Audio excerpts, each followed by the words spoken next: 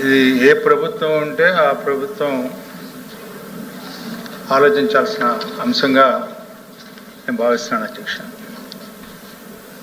నేను మీ ద్వారా మంత్రి గారిని అడిగేది ఏంటంటే, అసలు అధికారికంగా ఎన్ని విగ్రహాలు ఉన్నాయి ఈ రాష్ట్రంలో? అనధికారికంగా ఆల్రెడీ మంత్రి గారు సభ ముందుల రహదారి మీద ఎన్ని ఉన్నాయి, పక్కన ఎన్ని ఉన్నాయి, 2500 విగ్రహాలు ఉన్నాయని చెప్పారు. ఈ 2500 విగ్రహాలని ఏం చేయబోతున్నారు అనేది కూడా జీవో ఇచ్చామని చెప్పారు. ఆ జీవోని ఎందుకు అమలు చేయట్లేదు? అమలు చేసే దాంట్లో ఏదైనా లా అండ్ ఆర్డర్ ప్రాబ్లం ఉంటే దాన్ని ఎట్లా రెక్టిఫై చేస్తారు? ఇప్పుడు వరకు పెట్టిన విగ్రహాలకి ఏ రకమైనటువంటి అవకాశం కలిగిస్తారు, లేకపోతే అవకాశం కల్పించారు?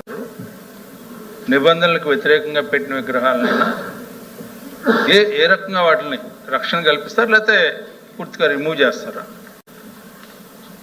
ఇక్కడి నుంచి ఏం చేయబోతుంది కూడా ప్రభుత్వం నిర్దిష్టమైనటువంటి ఆలోచనలు. జీవో ఇచ్చామని చెప్పి జీవోని ఇంప్లిమెంట్ చేసే పరిస్థితి లేనప్పుడు ప్రభుత్వానికి ఇది ఒక సవాల్గా మారిపోతుంది అధ్యక్ష. ప్రతిసారి కూడా ఇలాంటి పరిస్థితులు ఉత్పన్నం కాకుండా మీ ద్వారా మంత్రి గారిని సమాధానం ఇవ్వాల్సిందిగా కోరుతున్నాను. థ్యాంక్ యూ అధ్యక్ష. నేను ప్రొటెస్ట్ చేస్తాను అధ్యక్ష.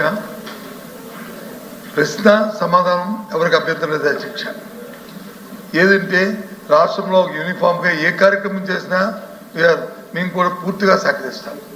కానీ సభ్యులు మాట్లాడుతుంది కానీ లేకపోతే ఇస్తున్న ఆన్సర్ని కానీ ఒక మా మాజీ ముఖ్యమంత్రి, ఒక అందరికీ జనరంజక నాయకుడు, ఈ రాష్ట్రంలో ఎన్టీ రామారావు గారిని వైఎస్ రాజశేఖర గారు, ప్రత్యేకంగా రాజశేఖర గారు పేరెత్తి వారి విగ్రహాలు వచ్చి వారు జరుగుతుందని చెప్పి ఒక కక్ష పూర్తిగా మీరు చూసుకోండి, రికార్డు చూసుకోండి. అధ్యక్ష మీరు మాట్లాడుతున్నప్పుడు దయచేసి మాట్లాడకూడదు. దయచేసి చెప్పండి. కాబట్టి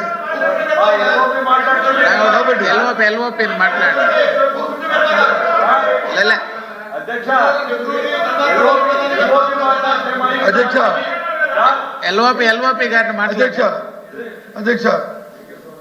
కక్షపూర్తిగా ఇది ఇక్కడ జరుగుతున్న ఈ చర్చకి ఇది సాంప్రదాయం కాదు అధ్యక్ష. ఇది మేము ప్రభుత్వానికి మేము చేస్తున్న చట్టవిరుద్ధమైన కార్యక్రమాలు చేయడానికి మేము దాన్ని సపోర్ట్ చేయడానికి మేము లేము. చట్ట ప్రకారం ఏం చేసినా మాకు అభ్యంతరం. కానీ వారు పేరెత్తి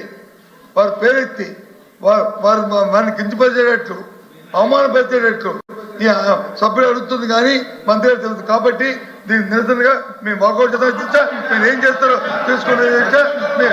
ప్రభుత్వం ప్రధాని నిర్ణయిస్తారు.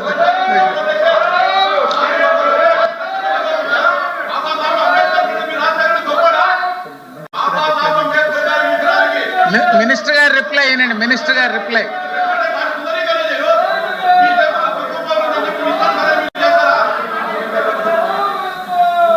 అధ్యక్ష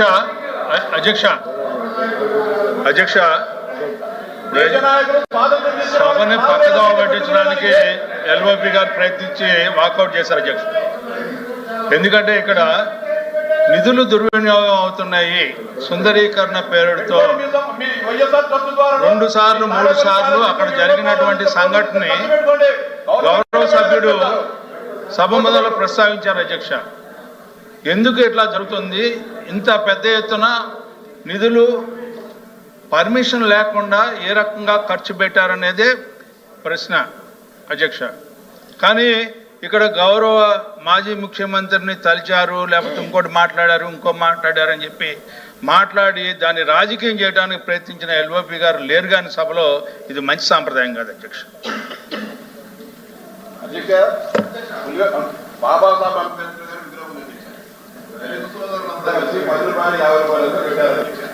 నేను అనేక సందర్భాల్లో జిల్లా కలెక్టర్ గారిని మేము ప్రతిపక్షంలో ఉండేటప్పుడు దాన్ని సుందరీకరణ చేయండి సార్ అంటే చాలా మటు మొత్తుకున్న అధ్యక్ష, దానికి ₹1 ఖర్చు పెట్టారు అధ్యక్ష. రాజశేఖర రెడ్డి గారి విగ్రహం రాసి పెట్టుకోండి, రాజశేఖర రెడ్డి అంటే మాకే వ్యతిరేకత ఆయన పెట్టకూడదని చెప్పలే, ప్రాపర్ అనుమతి తీసుకోండి. మీ ప్రభుత్వం 2000